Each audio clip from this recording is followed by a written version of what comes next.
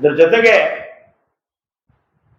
ಇತಿಹಾಸ ಪ್ರಸಿದ್ಧವಾದಂಥ ಸುಮಾರು 700-800 ವರ್ಷ ಇತಿಹಾಸ ಇರ್ತಕ್ಕಂಥ ಅರ್ಕೇಶ್ವರ ಸ್ವಾಮಿ ದೇವಸ್ಥಾನ ಮತ್ತು ನಮ್ಮ IDSNT ಕಾಂಪ್ಲೆಕ್ಸ್ ನಮ್ಮ ನಗರಸಭೆಗೆ ಪ್ರಮುಖ ಆದಾಯ ಕೇಂದ್ರ ಆಗಿರ್ತಕ್ಕಂಥ IDSNT ಕಾಂಪ್ಲೆಕ್ಸ್ ಕೂಡ ಇದರ ವ್ಯಾಪ್ತಿಗೆ ಬರ್ತದೆ. ನಾನು ನಮ್ಮ ಸಂಬಂಧಪಟ್ಟ ಅಧಿಕಾರಿಗಳೊಂದಿಗೆ DPR ತರಿಸಿ ಏನೇನು ಎಲ್ಲಿ ತನಕ ಹೋಗ್ತದೆ ಅಂತೇಳಿ ನಾವು ವಿಚಾರ ಮಾಡಿದ್ವಿ. ಇಷ್ಟು ಹೋಗತ್ತೆ. ಹಾಗಾಗಿ ಈಗ ಇಲ್ಲಿ ನಮ್ಮ ಬೆಂಗಳೂರು ಮೈಸೂರು ರೋಡು, ಹೊಸ ಬೆಂಗಳೂರು ಮೈಸೂರು ರೋಡ್ ಏನಿದೆ, ಇಲ್ಲಿಂದ ಹಿಡಿದು ನಾಲ್ಬಂಗಾಡಿ ಸೇತುವೆ ತನಕ ಅದು ಈ ಒಂದು 2 ಕಡೆನೂ ಪಾತ್ರೆನ ತಗೊಂಡಿದ್ದಾರೆ ಈ ಒಂದು ಬ್ಯೂಟಿಫಿಕೇಶನ್ ಉದ್ದೇಶದಿಂದ ಅಂತೇಳಿ ನಮಗೆ ಅಧಿಕಾರಿಗಳು ತಿಳಿಸಿದ್ರು. ಈ ಅಧಿಸೂಚನೆ ಕೂಡ ಅದೇ ರೀತಿ ಹೊರಡಿಸಿದ್ದಾರೆ. ಈಗ ಈ ಒಂದು ಕಾರ್ಯ ಈ ಪ್ರವಾಸೋದ್ಯಮ ದೃಷ್ಟಿಯಿಂದ ಹಾಗೂ ಒಂದು ಬಹಳ ಅದ್ಭುತವಾದಂಥ ಒಂದು ಸೌಂದರೀಕರಣ, ಅರ್ಕಾವತಿ ನದಿಯ 2 ಬದಿಯಲ್ಲಿ ತಡೆಗೋಡೆ ನಿರ್ಮಿಸುವುದು, ಇಕ್ಕೆಲಗಳಲ್ಲಿ ಪ್ರವಾಸೋದ್ಯಮ ಅಭಿವೃದ್ಧಿ ಮತ್ತು ಸೌಂದರೀಕರಣ ಪಡಿಸುವ ಕಾಮಗಾರಿ ಇದನ್ನ ಕೈಗೆತ್ತಿಕೊಳ್ತೀವಿ ಅಂತೇಳಿ ಅಧಿಸೂಚನೆ ಹೊರಡಿಸಿದ್ದಾರೆ. ಅತ್ಯಂತ ಸ್ವಾಗತಾರ್ಹವಾದಂತ ಒಂದು ವಿಚಾರ ಇದೆ. ಆದ್ರೆ ಈ ಒಂದು ರಾಮನಗರ ಹಿಂದೆ ಶಂಷೇರಾಬಾದ್ ಅಂತ ಹೆಸರಿತ್ತು, ತದನಂತರ ಕ್ಲೋಸ್ಪೇಟ್ ಅಂತ ಸರ್ ಬ್ಯಾರಿ ಕ್ಲೋಸ್ ಅವರ ಹೆಸರಿನಲ್ಲಿ ಕ್ಲೋಸ್ಪೇಟ್ ಅಂತ ಹೆಸರಿತ್ತು. ತದನಂತರ ಸನ್ಮಾನ್ಯ ಕೆಂಗಲ್ ಹನುಮಂತಯ್ಯನವರು ಇದನ್ನ ರಾಮನಗರ ಅಂತ ನಾಮಕರಣ ಮಾಡಿದ ಮೇಲೆ ಊರು ಅರ್ಕೇಶ್ವರ ಸ್ವಾಮಿ ದೇವಸ್ಥಾನ ಮತ್ತೆ ಪಿರನ್ ಶಾ ವಲಿ ರಾಮತುಲ್ಲಾಲೈ ಅವರ ದರ್ಗಾ ಇವೆರಡೂ ಕೂಡ ಬಹಳ ರಾಮನಗರದ ಜನರಿಗೆ ಭಾವನಾತ್ಮಕ ಸಂಬಂಧವನ್ನು ಹೊಂದಿರತಕ್ಕಂಥ ಒಂದು ಸ್ಥಳಗಳು. ಅರ್ಕೇಶ್ವರ ಸ್ವಾಮಿ ದೇವಸ್ಥಾನದ ಕೊಡುಗೆ ಜಮೀನೇ 106 ಎಕರೆ ಇತ್ತು. ಈಗಾಗಲೇ ನೀವು ಬೆಲಂಚ ಹೋಬಳಿನಲ್ಲಿರ್ಬೋದು, ಕುಟ್ಗಲ್ ಹೋಬಳಿನಲ್ಲಿರ್ಬೋದು, ಹಳ್ಳಿಗಾಡು ಪ್ರದೇಶದಲ್ಲಿ ಸಾಕಷ್ಟು ಕೊಡುಗೆ ಜಮೀನು ಇತ್ತಿದ್ದು. ಅಷ್ಟು ಹಳೆಯಾದಂಥ ದೇವಸ್ಥಾನ. ಆಮೇಲೆ ರಾಮನಗರಕ್ಕೆ ಮೂಲ ದೇವಸ್ಥಾನ ಯಾವುದಿತ್ತಪ್ಪ ಅಂದ್ರೆ ಅರ್ಕೇಶ್ವರ ಸ್ವಾಮಿ ದೇವಸ್ಥಾನನೇ. ಹಾಗಾಗಿ ರಾಮನಗರ ಅರ್ಕೇಶ್ವರ ಸ್ವಾಮಿ ದೇವಸ್ಥಾನ ಬಹಳ ಪ್ರಸಿದ್ಧಿಯಾಗಿರ್ತಕ್ಕಂಥ ಒಂದು ದೇವಸ್ಥಾನ. ಅದೇ ರೀತಿ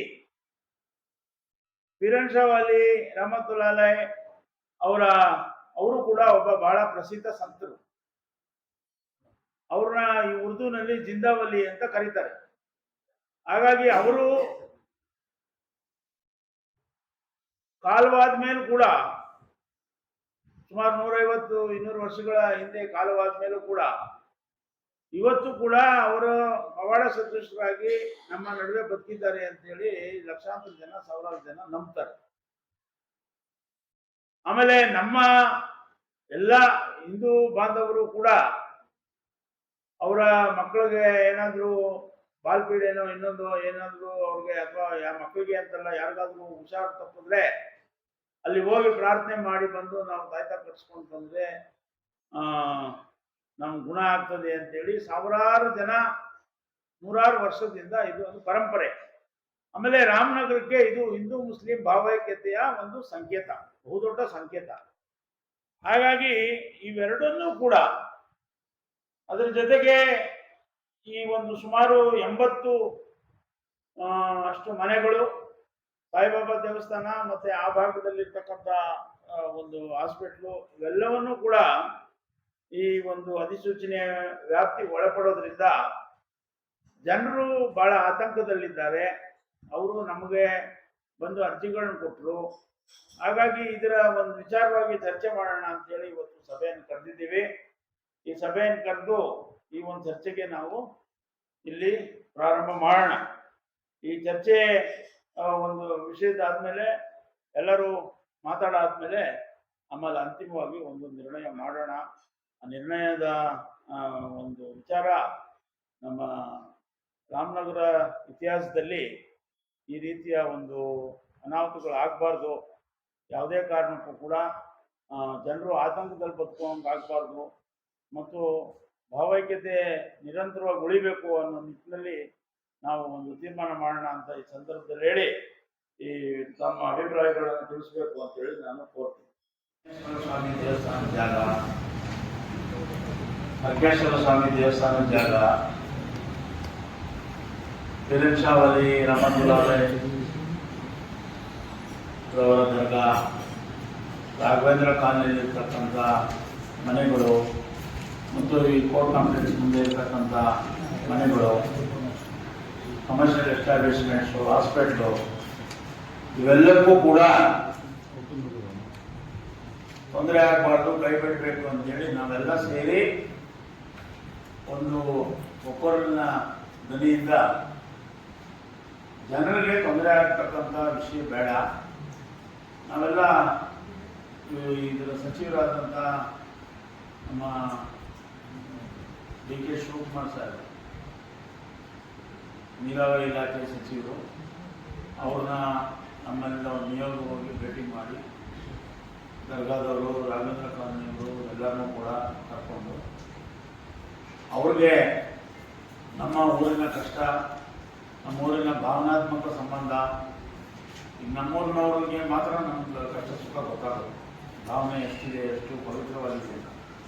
ಹಾಗಾಗಿ ನಮ್ಮ ಊರಿನವರ ಸಾವಿರಾರು ಲಕ್ಷಾಂತರ ಜನರ ಒಂದು ಭಾವನಾತ್ಮಕ ಸಂಬಂಧ ಏನಿದೆ, ದರ್ಗಾ, ದೇವಸ್ಥಾನ, ಸಾಯಿಬಾಬಾ ಟೆಂಪಲ್ ಇರ್ಬೋದು, ಶನೇಶ್ವರ ಸ್ವಾಮಿ ದೇವಸ್ಥಾನ ಇರ್ಬೋದು, ಇವೆಲ್ಲವನ್ನೂ ಕೂಡ ಇದರಿಂದ ಹೊರತುಪಡಿಸ್ಬೇಕು ಅಂತೇಳಿ ಒಂದು ರಿಕ್ವೆಸ್ಟ್ ಮಾಡೋಕ್ಕೆ ಒಂದು ನಿರ್ಣಯ ಮಾಡೋಣ ಅಂತ ಹೇಳಿ ನನ್ನ ಅಭಿಪ್ರಾಯ. ಏನು ಹೇಳ್ತೀರಾ? ಎಲ್ಲ ಒಪ್ಕೊಂಡವರೆಲ್ಲ ಕೈಯಿಂದ ನಾವು ಜನರಿಗೆ ತೊಂದರೆ, ಸಾರ್ವಜನಿಕರಿಗೆ ತೊಂದರೆ ಆಗಬಾರ್ದು. ಸಾಮಾನ್ಯ ಡಿ ಕೆ ಶಿವಕುಮಾರ್ ಸಾಹೇಬರು ಜನರಿಗೆಲ್ಲ ಆಗ್ತಾ ಇರ್ತಕ್ಕಂಥ ನಷ್ಟ, ಜನರಿಗೆ ಆಗ್ತಾ ಇರ್ತಕ್ಕಂಥ ಆತಂಕ, ಇವೆಲ್ಲವನ್ನು ಕೂಡ ನಿವಾರಣೆ ಮಾಡುವ ನಿಟ್ಟಿನಲ್ಲಿ ಎಲ್ಲರೂ ಕೂಡ ಒಂದಾಗಿ, ಇಡೀ ರಾಮನಗರ ಒಂದಾಗಿ ಈ ನಿಟ್ಟಿನಲ್ಲಿ ನಾವು ಕೈಗೊಳ್ಳೋಣ ಅಂತ ಈ ಸಂದರ್ಭದಲ್ಲಿ ಹೇಳಿ ಈ ಸಭೆಯನ್ನು ಬರ್ಖಾಸ್ತು ಮಾಡ್ತೇವೆ. ಈಗ ನಮ್ಮದು ರಾಮನಗರ ನಗರಸಭಾ ವ್ಯಾಪ್ತಿಯ ಅರ್ಕಾವತಿ ನದಿಯ ಅಕ್ಕಪಕ್ಕದ ಜಮೀನನ್ನು ಸ್ವಾಧೀನಪಡಿಸಿಕೊಳ್ಳುವ ಬಗ್ಗೆ ನನ್ನ ಒಂದು 100% ತಕರಾರು. ಏನಪ್ಪ ಅಂತಂದ್ರೆ ನಾನು ಇದನ್ನ ಒಪ್ಪೋದಿಲ್ಲ.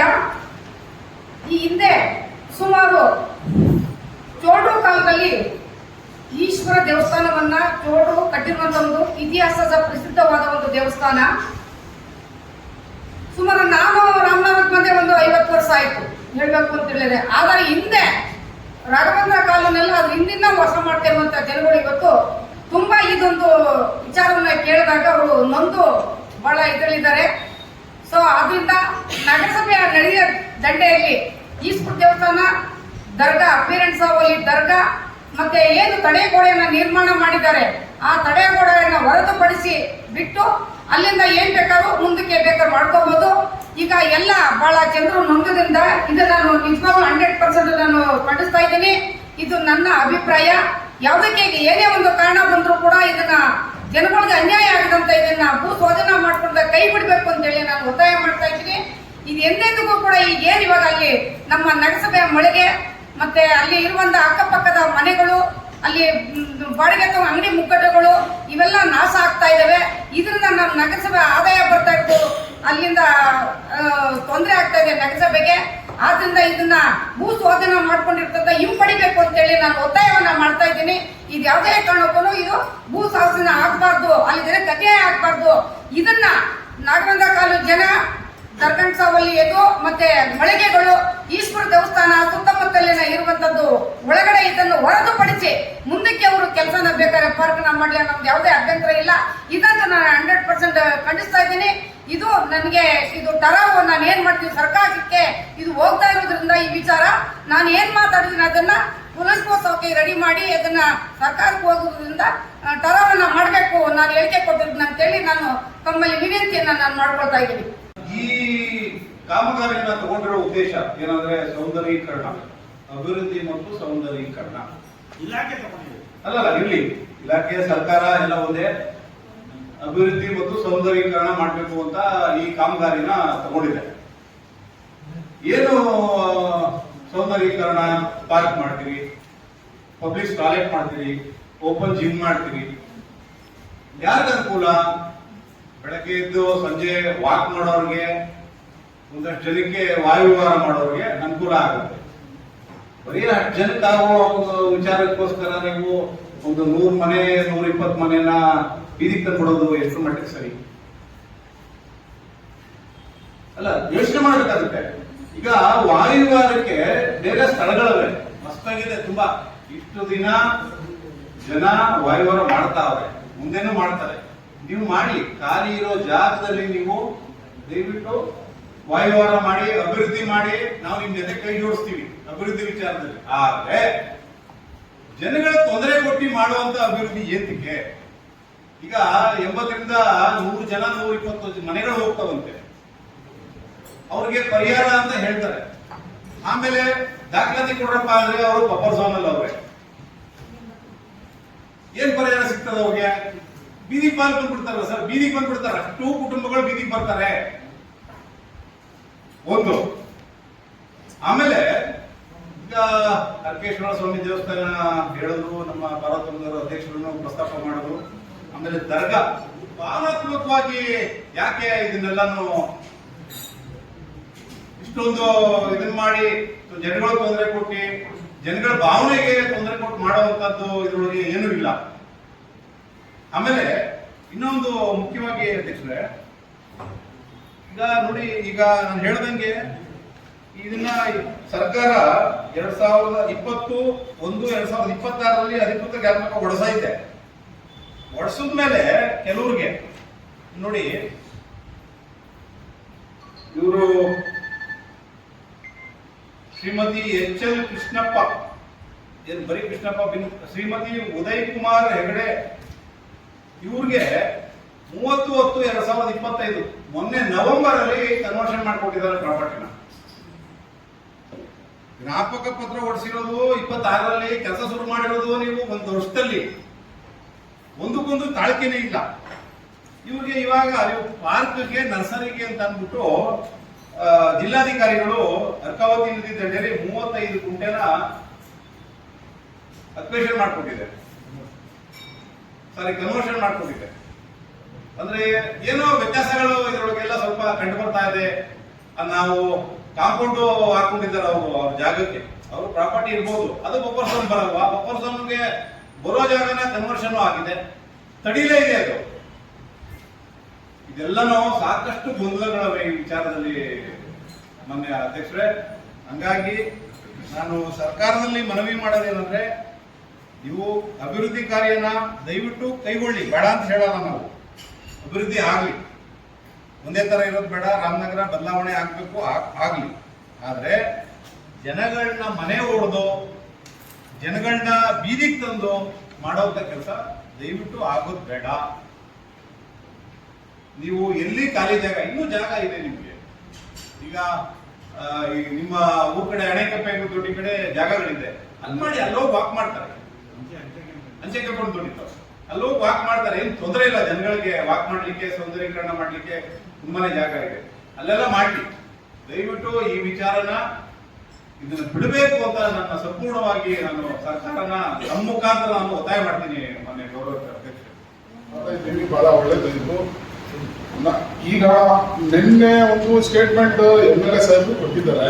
ನಾನು ಹೇಳುತ್ತೇನೆ, ಅಥಾರಿಟಿಯಿಂದ ಬಂದ್ರೆ ಅಧಿಕೃತ. MLA ನಾನು ಇನ್ನೊಬ್ರು ಇಲ್ಲ, ಅದಕ್ಕೆ ಅದನ್ನ ಪ್ರಸ್ತಾಪ ಮಾಡೋದಲ್ಲ. ನಿಮ್ಗೆ ಏನೇ ಅಭಿಪ್ರಾಯ ಹೇಳಿ. ಅದೇ ಅಭಿಪ್ರಾಯನೇ ಹೇಳ್ತಾ ಇರೋದು. ಅದೇ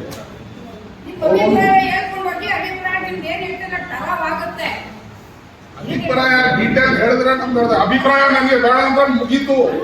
ಡೀಟೇಲ್ ಏನು ಹೇಳಂಗೆ ಇಲ್ಲ ನಾನು. ಅದೇ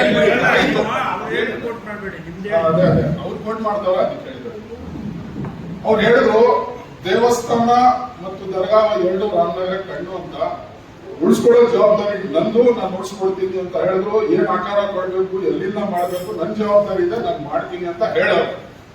ಆದ್ರೂ ಅವ್ರ ಮಾತು ಫೈನಲ್ ಅಲ್ಲ, ನಮಗೂ ಅದು ಫೈನಲ್ ಅಲ್ಲ. ಈಗ ನಾವು ನಮ್ಮ ಸಭೆಯಲ್ಲಿ ಅದಕ್ಕೆ ಉಳಿಸ್ಕೊಳ್ಳಕ್ಕೆ ಏನ್ ಮಾಡ್ಬೋದು ನಮ್ಗೆ ವಿಚಾರ ನೀವು ಹೇಳಿದ್ರೆ ಅದ್ರ ಪ್ರೊಸೀಜರ್ ಏನಾದ್ರು ಇದ್ರೆ ಆ ಪ್ರೊಸೀಜರ್ ಪ್ರಕಾರ ನಾವು ನಿಮ್ ಜೊತೆ ಹೋಗೋಣ ಅಂತ ನನ್ನ ಅಭಿಪ್ರಾಯ. ಅದು ಉಳಿಸ್ಕೊಳ್ಳೋದು ನಮ್ಗೆ ಬಹಳ ಇದೈತೆ. ನಾವು ಉಳಿಸ್ಕೊಳ್ಳಿಲ್ಲ ಅಂದ್ರೆ ಅದು ನಮ್ಮ ಜೀವನನೇ ಸಾಕಲ್ಲ ಅಂತ ನಾನು ಹೇಳೋದು ಅಷ್ಟೇ. ಆಮೇಲೆ ಇಲ್ಲಿ ಅಡಕೇಶ್ವರ ಕಾಲೋನಿಯಲ್ಲಿ ಒಂದ್ ಸ್ವಲ್ಪ ಮನೆಗಳು ಕಟ್ಟಿದ್ದಾರೆ.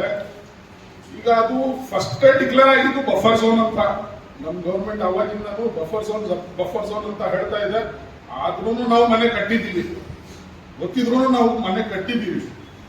ಅದಕ್ಕೆ ಸರ್ಕಾರ ಇದರಲ್ಲಿ 2013 ಆಕ್ಟ್ ಅಲ್ಲಿ ಇವ್ರು ಹೇಳ್ತಾರೆ ಅದಕ್ಕೆ ಏನ್ ಪರಿಹಾರ ಇದೆ ಇದರಲ್ಲಿ ಆಕ್ಟ್ ಅಲ್ಲಿ. ಒಂದು ಮರ ಇದ್ರೂ ನಾವು ಕೊಡ್ತೀವಿ, ಒಂದು ಕಮಿಟಿ ಬರುತ್ತೆ, ಕಮಿಟಿ ಬಂದು ಇನ್ಕ್ವೈರಿ ಮಾಡುತ್ತೆ, ಅವ್ರ ಮನೆಗೆ ಎಷ್ಟು ಖರ್ಚಾಗಿದೆ, ಅವ್ರ ಮನೆಯಲ್ಲಿ ಎಷ್ಟು ಮರ ಇದೆ ಎಲ್ಲ ನಾವು ಡೀಟೇಲ್ ತಗೊಂಡು ಅವ್ರಿಗೆ ಎಷ್ಟು ಖರ್ಚಿದೆ ಅದೆಲ್ಲ ನಾವು ಕೊಡಕ್ ರೆಡಿ ಇದೀವಿ ಅಂತ ಆಕ್ಟ್ ಅಲ್ಲಿ ತೋರಿಸ್ತಾ ಇದೆ ಅಧ್ಯಕ್ಷರೇ. ಈಗ ನಾವು ಬಫರ್ ಝೋನ್ ಇವತ್ತಿಲ್ಲ ಅಂದ್ರೆ ಇವತ್ತು ನಾವು ಮಾಡ್ತಾ ಇದ್ದೀವಿ, ನಾಳೆ ಬೇರೆ ಏನಾದ್ರು ಪ್ರೊಸೀಜರ್ ಬರುತ್ತೆ, ಆ ಪ್ರೊಸೀಜರ್ ಆದ್ರೂ ಆ ಬಫರ್ ಝೋನ್ ಅಲ್ಲಿ ತಗ್ಗಿ ಅವ್ರಿಗೆಲ್ಲ ಬೇರೆ ಕಡೆ ಮಾಡ್ತಾರೆ ಅಷ್ಟೇ. ನಾನು ಹೇಳ್ತಾ ಇರೋದು ಇವಾಗ ನಮ್ಮ ರಾಮನಗರದಲ್ಲಿ, ನಮ್ಮ ರಾಮನಗರ ಒಂದು ಹಿಸ್ಟ್ರಿ ರೆಕಾರ್ಡ್ ಇದೆ, ಈಗ ಡಿಸ್ಟಿಕ್ ಆಗಿದೆ, ಒಂದು ಕೆಲಸ ಒಳ್ಳೆ ಕೆಲಸ ರಾಮನಗರ ಟೌನ್ ಆಗ್ತಾ ಇದೆ, ಖಾಲಿ ಜಾಗಗಳು ಬಹಳ ಇದೆ, ಆ ಕಡೆ ಮಾಡಿ ಈ ಕಡೆ ಮಾಡಿ ಅಂತ ಹೇಳ್ತವ್ರೆ. ಆದ್ರೂ ಟೌನ್ ಅಲ್ಲಿ ಆದ್ರೆ ಅದು ಒಂದ್ ಸ್ವಲ್ಪ ಚೆನ್ನಾಗಿ ಕಾಣ್ತದೆ ಅಂತ ಜನಗಳಿಗೆ ಕಷ್ಟ ಕೊಟ್ಟಿ ಮಾಡಿ ಅಂತ ಅದು ನಮಗೂ ಇದಿಲ್ಲ. ಆದ್ರೆ ಈ ಕೆಲಸವನ್ನು ಮಾಡಕ್ಕೆ ನಂದು ಸಹಕಾರ ಇದೆ. ನಾನು ಹೇಳೋದೇನಂದ್ರೆ ಅದು ದೇವಸ್ಥಾನ, ದರ್ಗಾ ಮತ್ತು ನಮ್ದು ಮುನ್ಸಿಪಾಲಿಟಿ ಬಿಲ್ಡಿಂಗ್ ಉಳಿಸ್ಕೊಳಕ್ಕೆ ಅದೇನ್ ಪ್ರೊಸೀಜರ್ ಇದೆ, ನಾವು ನಿಮ್ ಜೊತೆ ಇದ್ದೀವಿ, ನೀವೇನ್ ತೋರಿಸ್ತೀರಾ, ನೀವು DC ಹತ್ರ ಹೋಗೋಣ, ಸ್ಟ್ರೈಕ್ ಮಾಡೋಣ, ಏನ್ ಮಾಡೋಣ ಅಂದ್ರೂ ಮಾಡಕ್ ರೆಡಿ ಇದ್ದೀವಿ. ಅದು ಉಳಿಸ್ಕೋಬೇಕು ಅಷ್ಟೇ. ಆದ್ರೆ ನನ್ನ ಆಕೆ ತಡೆಗೋಡೆ ತಡೆಗೋಡೆ ಇಲ್ಲ. ಇದರಲ್ಲಿ ನಂದು 5ನೇ ನಂಬರ್ ಸೀರಿಯಲ್ ನಂಬರ್ ಅಲ್ಲಿ ನಂದು ಪ್ರಾಪರ್ಟಿ ಇದೆ. ನಮ್ಮ ಮನೆಯವರು ಹೋಗಿ ಅಬ್ಜೆಕ್ಷನ್ ಮಾಡಿದ್ದಾರೆ, ನಾವು ಕೊಡಲ್ಲ ಅಂತ ಅಬ್ಜೆಕ್ಷನ್ ಮಾಡಿದ್ದಾರೆ. ಆದ್ರೂ ನಮ್ಗೆ ಆ ಕೆಲಸಕ್ಕೆ ತಡೆಗೋಡೆ ಇಲ್ಲ, ಸಹಕಾರ ಇದೆ ಅಂತ ನಾನು ಹೇಳಕ್ಕೆ